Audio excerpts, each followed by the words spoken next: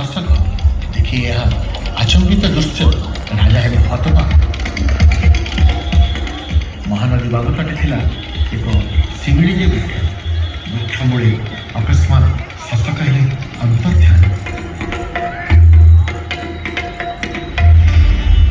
ଦେଖି ଚିନ୍ତାମଗ୍ନ ରାଜା ଶିବିରକୁ କଲେ ପ୍ରସ୍ଥାନ। ନିଦ୍ରା କାଳେ ଦେଖି ରାଜା ଏକ ଅଦ୍ଭୁତ ସ୍ୱପ୍ନ ଉଜାଗର ହୋଇ ରାଜା ବସିଲେ। ତୁରନ୍ତ ଦେବୀ ସମଲେଶ୍ୱରୀ ସ୍ୱପ୍ନ କହିଲେ, ନଦୀ ବକ୍ଷେ ରହିଅଛି ଗୁମଦର, ରହୁଛି ମୁଇଁ ଏବେ ତାହାରି ମଧ୍ୟରେ।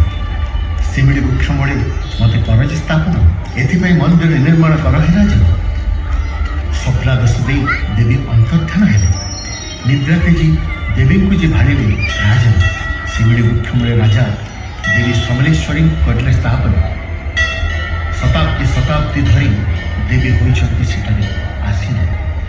ସ୍ୱପ୍ନାଦେଶ ଅନୁରୂପ ରାଜା ଆରମ୍ଭିଲେ ମନ୍ଦିର ନିର୍ମାଣ। ମାତ୍ର ସମସ୍ତ ଉଦ୍ୟମ ତାଙ୍କ ହୋଇରାଜି ପଣ୍ଡିତ।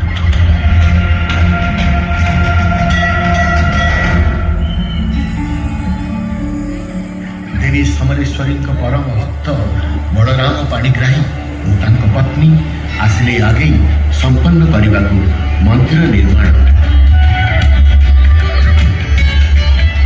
ମୂର୍ତ୍ତିତ୍ୱର ଦିବ୍ୟତା ଓ ସମୃଦ୍ଧିର ପ୍ରାଣବନ୍ତ ରୂପ, ବରାହ ଚିହ୍ନିତ ମୁଖ ଭାରି ଅନୁଭବ।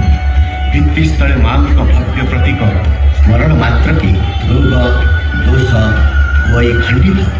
ତୁମେ ନେଇନାହ କାହାର ରୂପ, ପ୍ରାଚୀନ କାଳରୁ ମନ ମଧ୍ୟରେ ରହିଅଛ ମାତା। हे देवी ସମଲେଶ୍ୱରୀ, ଅଟଳ ଶାନ୍ତି ପ୍ରଦାୟିନୀ, ପ୍ରତିଧ୍ୱନିତ ହୁଏ ତୋ ରହସ୍ୟ ପୃଥିବୀ ଗର୍ଭରୁ। ପ୍ରତିବର୍ଷ 3 ପର୍ବ ହୋଇ ପାଳିତ, ପୁରପଲ୍ଲୀ ହର୍ଷୋଲ୍ଲାସୀ ହୁଏ ବିଗଳିତ। ହସ୍ତେ ଧରି ପୁଷ୍ପାଞ୍ଜଳି ସର୍ବକୁଳବାସୀ, ମାଙ୍କ ପର୍ବରେ ମାତି ହୋଇଥାନ୍ତି।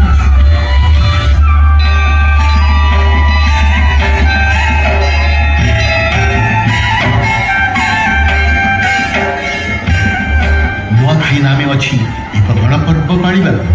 ଏ ଉତ୍ସବ ଏକତ୍ରିତ ହୋଇଥାନ୍ତି ସର୍ବ, କରି ନବାନ୍ନ ଅର୍ପଣ ଦେବୀ ସମଲେଶ୍ୱରୀଙ୍କ ଠାରେ। ଆଶୀର୍ବାଦ ଲୋଡ଼ିଥାନ୍ତି ସମୃଦ୍ଧି ହେଉ ଅଞ୍ଚଳରେ।